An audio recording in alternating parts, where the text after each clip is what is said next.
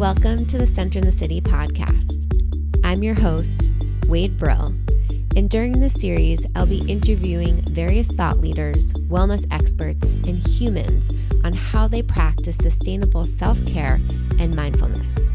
We'll get real and raw, talk about the light and the shadow side of self-care and mindfulness, and how we can actually stay centered amid the chaos and the hustle and bustle of our modern day world. So settle in and get centered. This podcast episode is brought to you by Centered in the City, a virtual on-demand self-care and mindfulness platform with over 200 different meditations, journaling prompts, nourishing recipes, and Pilates flows, all designed to support you feeling calm, focused, and energized as you live your life in this modern day world. For more information, head on over to centeredinthecity.org and claim your 7-day free trial.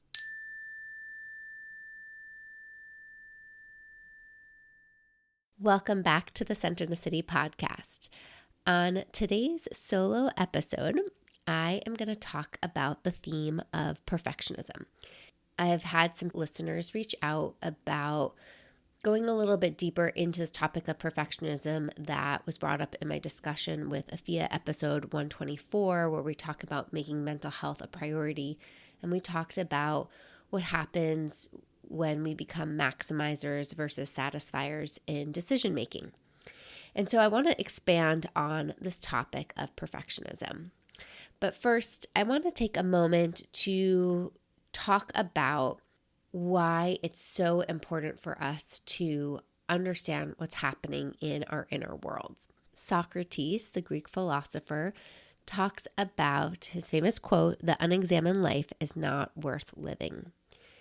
And really, this inspires me to think about how when we examine our lives with a lens of curiosity and kindness, not critique and pulling apart, but with curiosity and kindness that we can cultivate with our meditation practices and mindfulness practices, it allows us to gain insight. It allows us to gain wisdom. It allows us to gain knowledge. We gain data.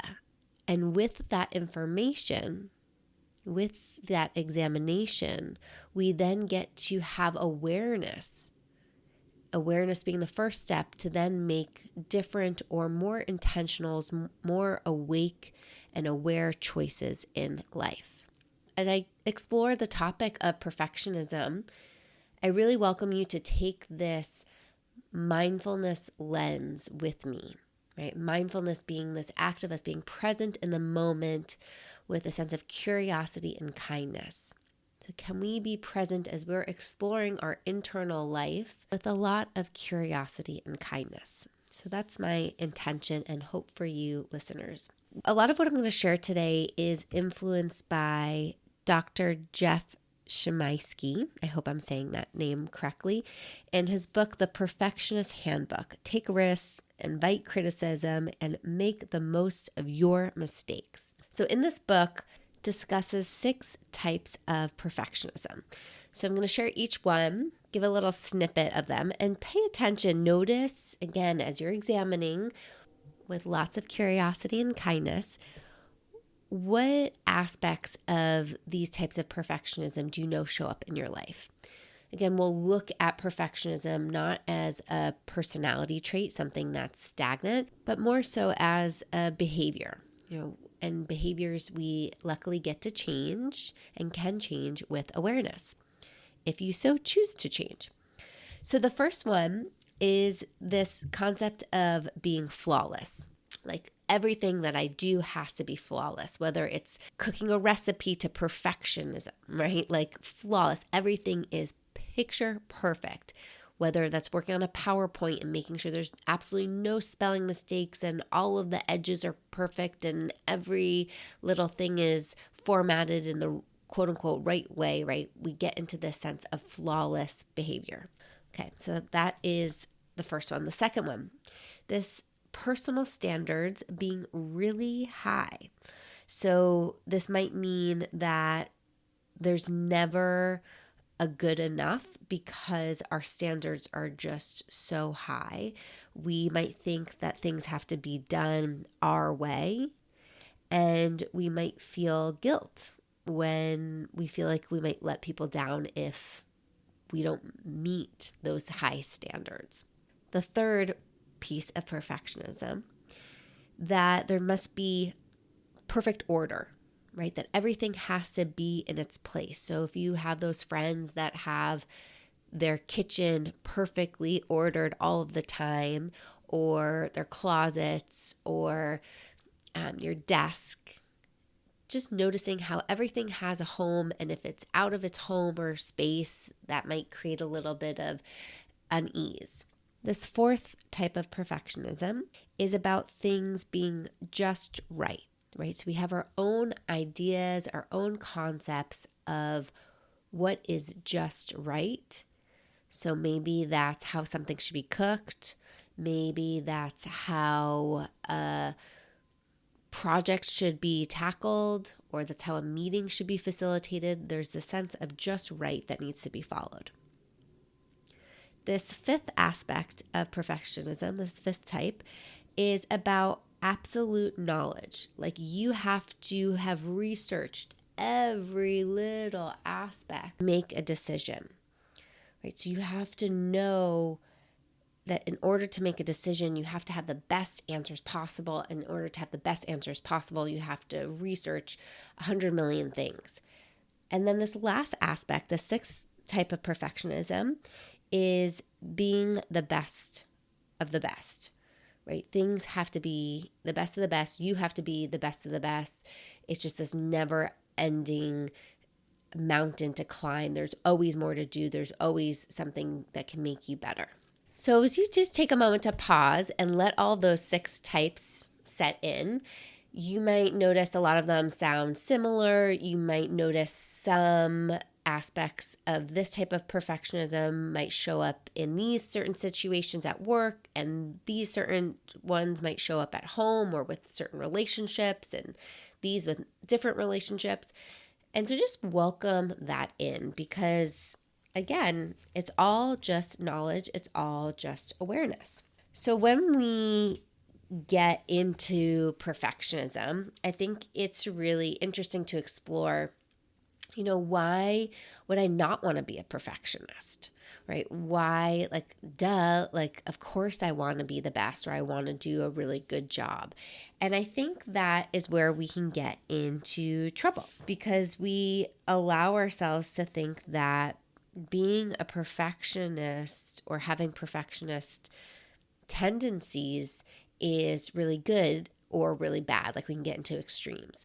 And instead, how he talks about it in his book is about framing it in this awareness of what's healthy, what's a healthy level of perfectionism, and what starts to be an unhealthy level of perfectionism.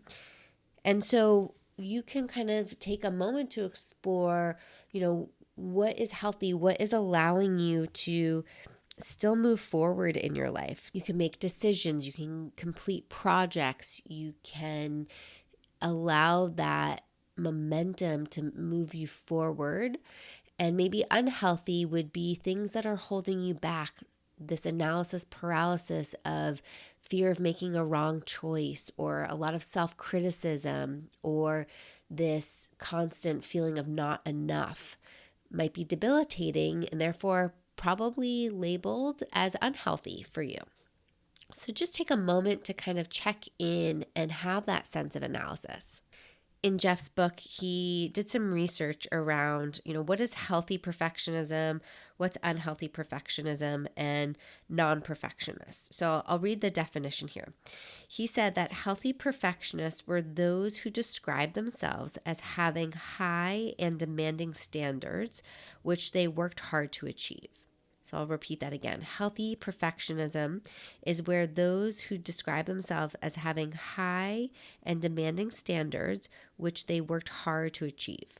Unhealthy perfectionism was reported being concerned with how others evaluated their performance, reported high levels of self-criticism, and chronically doubted themselves and their skills. Unhealthy perfectionism is People who report being concerned and evaluated by others about their performance. They report having high levels of self-criticism, chronically doubt themselves and their skills. Non-perfectionists stated that although they didn't see particularly high expectations for themselves, they also weren't that concerned with how others evaluated them. They didn't worry about making mistakes or engage in much self-doubt, right? So non-perfectionists are people who don't really see that they need high expectations for themselves, and they also aren't really concerned how others think of them or worry about making mistakes or have much self-doubt. The study demonstrated that healthy perfectionists have higher achievement, more self-esteem, more positive feelings, more satisfaction with life. They have more of an active coping style. They have more social support, academic success, ease in interpersonal relationships, high levels of conscientiousness, high levels of extroversion, less depression, less anxiety, less procrastination, less blame. So in many cases, that sounds pretty good to have some healthy perfectionism. And I think that's just an insight of when do we tip into unhealthy aspects of perfectionism? And how can we gain awareness of when we're tipping into those unhealthy choices? And how can we rebalance, recenter ourselves so that we can come back to this place of feeling healthier, of feeling more capable of making choices, of moving forward in our lives without the self-criticism, without getting trapped in what others are thinking of us, and really build that sense of inner trust. I will be completely honest with you. Before hitting record on this podcast, I was like, I'm just getting over a cold. I still sound pretty nasaled. I probably shouldn't do this podcast right now. And that's where it just hit me of, you know what? I get to walk my talk of not allowing perfectionism, that my voice needs to be perfect before recording an episode to move me forward, to get this information out to you. I care more about the outcome and impact of it than I do with the potential judgment that you all might be having around my nasal voice. So these are just some simple aspects of awareness we can bring to our life of when we are making choices in our day-to-day. Are we getting hooked on the little things? Like, I need the perfect thing to eat to maximize my health and well-being and my energy, right? Or I need to have the perfect morning routine and ritual.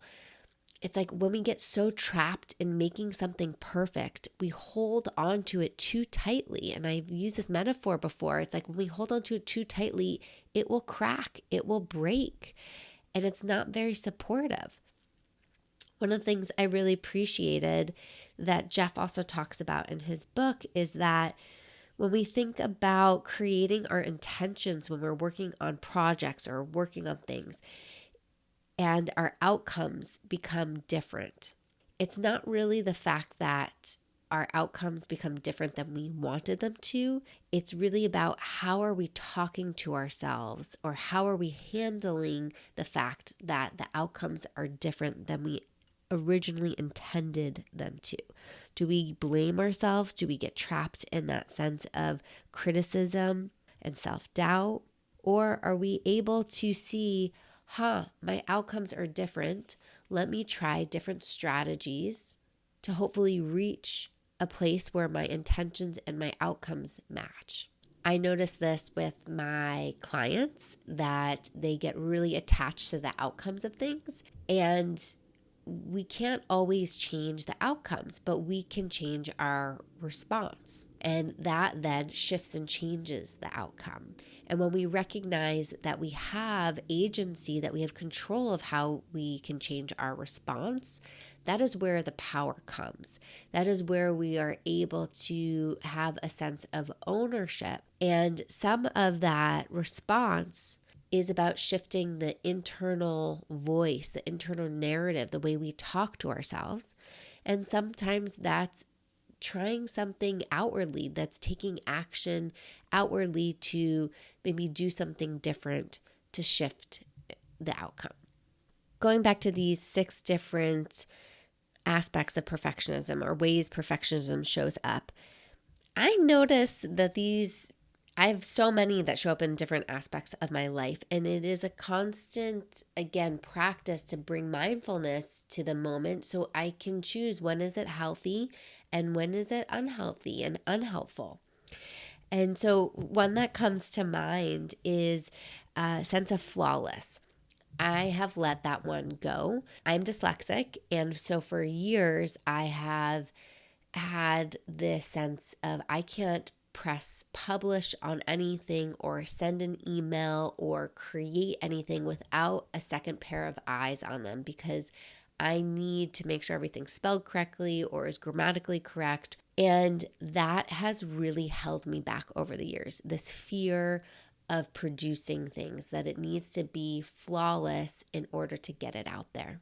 I kind of have gone to the opposite spectrum a little bit, where sometimes I've just given myself so much permission that I will just press publish and let it be free, because again, I want to get it out there. And sometimes that means there's grammatic or spelling mistakes in my social media post or in my blog post, because I didn't want to spend the extra time and energy it takes to get an editor or have 3 pairs of eyes on them. And I just wanted to get it out there. That is always an internal battle for myself. And I notice when my husband will say, hey, you had some mistakes here, and he shares it in a very loving way, sometimes it feels really raw when I hear that, because a lot of shame comes up that, oh my God, I produced something that was not flawless, that was not perfect. And that's where I get to talk to myself and meet my inner voice and really offer her a lot of compassion and love, and come back to this place of care, and come back to this place of what was my intention of publishing that, and did it match my outcome, and allowing the how it was done on the scale of perfectionism, let it go. Now, of course, I want to make sure it's not sloppy, right? I want to make sure that it's coherent, that it's not offensive, that it's making the point across. But again, it comes to this place of like, oh, it's good enough. It's good enough. And this shows up, this aspect of good enough has been very helpful for all these other types of perfectionism. I like to think of, I shared this in my Wait a Minute newsletter, which if you're not already a member, you can sign up at wadeworld.com. And I shared this a while ago when I first really discovered, oh yeah, I'm recovering from being a perfectionist. And it's this practice that also helps with this maximizer and satisfier mindset, right? And just to reflect on what that means is maximizers are typically wanting to make the best absolute decision possible, and they'll spend a lot of energy doing it. And satisfiers have this, yeah, I researched enough, it's good enough, let's move forward. So this tool is about, is it 80% complete? Like 80%, not 100%, 80%. And what that means really is my 80% of what I think is good enough is probably more in alignment with 100%. I just have to tune down my high expectations, my high standards, this, again, concept that something can be absolute and perfect. I have to tone that down. And when I tone it down to about 80%, it is good enough. It is good enough, which is pretty darn good. And I can then make that choice, get it out in the world, move forward. I also think it's really helpful to think about, wow, how much energy and time gets wrapped up and probably wasted. Again, that's kind of a judgment, but wasted, spent, exuded on thinking and waiting for that perfect answer or that perfect timing or that perfect job or that perfect relationship. We have this concept wrapped up. And then when reality hits, there's never a perfect, especially if we've been trained to be perfectionists in any of these categories, 6 categories. We're probably always scanning that job, that relationship, that choice as what's wrong or what could be even better. Now, again, sometimes that can be helpful. Sometimes that can be healthy because we are having this internal drive to make things better. But if it's on a scale of unhealthy, it's leaning towards that place of not moving forward, of getting trapped in self-criticism, self-doubt, and more wrapped up into what other people think, then that's probably unhealthy. Another way that I like to explore this with clients is helping them think about not only noticing what type of perfectionism is showing up, but noticing how perfectionism feels in the body. Does it feel like a clenching, like you're needing to grasp and white knuckle to something? Does it feel like the world's going to end if it's not done in a certain way? Does it feel like the oxygen gets taken out of your body?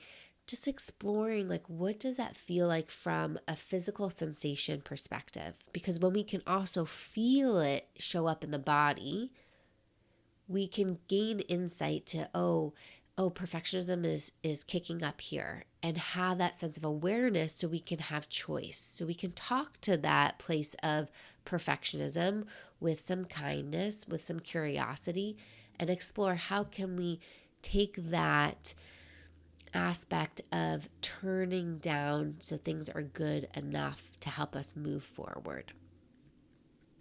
Knowing that life is so short, I've really explored that I don't want to get trapped in perfectionism and be held back to reach my goals, because who knows what happens in life, right? As we're coming to the end of the year and reflecting back on this last year, on all that was achieved and focused on, and also all the things that are still yet not done, it's like, can I have a sense of ease, and it's okay that this is where I am. This is where life is right now. And can that be good enough? Because that's what it is.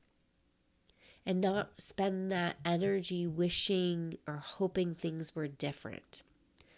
And so knowing that I don't want to hope or wish things were different, I take that insight and think about, okay, well then what do I want to do right now? Because I don't want to live with regrets. And at the same time, how can we allow that to be wisdom to move us forward, and not like a sense of punishment? Like, I should have done more. And again, get into the self-criticism voice, but more of that sense of wisdom and insight of like, wow, this was actually really important to me, versus I should have done more, or I wish I was better or faster or stronger or smarter. A huge part of being with perfectionism is also this inner dialogue that I spoke about earlier, and offering ourselves a lot of self-compassion. Right? The way we talk to ourselves really matters. And can we be our best friend on this journey of life instead of our biggest critic or our worst enemy? Right? We don't need more pressure than the pressure that is already around us in society. We get to be our best friend. We get to be the one that is cheering ourselves on and celebrating this gift of a life, celebrating each breath, noticing the inhale, the exhale, and that is enough. And we are enough. And even in this episode, recognizing that there's nothing we need to do or to change We are whole and complete in this moment, even if we're recognizing that there's some unhealthy or unhelpful aspects of perfectionism. Can we just have that sense of awareness and be very curious and kind with ourselves? So thank you for listening to this solo episode. I'd love to hear what's coming alive for you. What are your takeaways? What are your insights? I'll link Jeff's book in the show notes. And if you can think of a perfectionist in your life, send them this episode and allow it to be a loving discussion that you can spark between yourselves or even your teams at work. If you're looking for more support on working with this inner dialogue and untangling from some unhelpful perfectionism, I'm opening up a few one-on-one coaching spots. And so reach out. In the show notes, there's a link to set up a connection call to see if working together is a fit. And until next time, stay centered.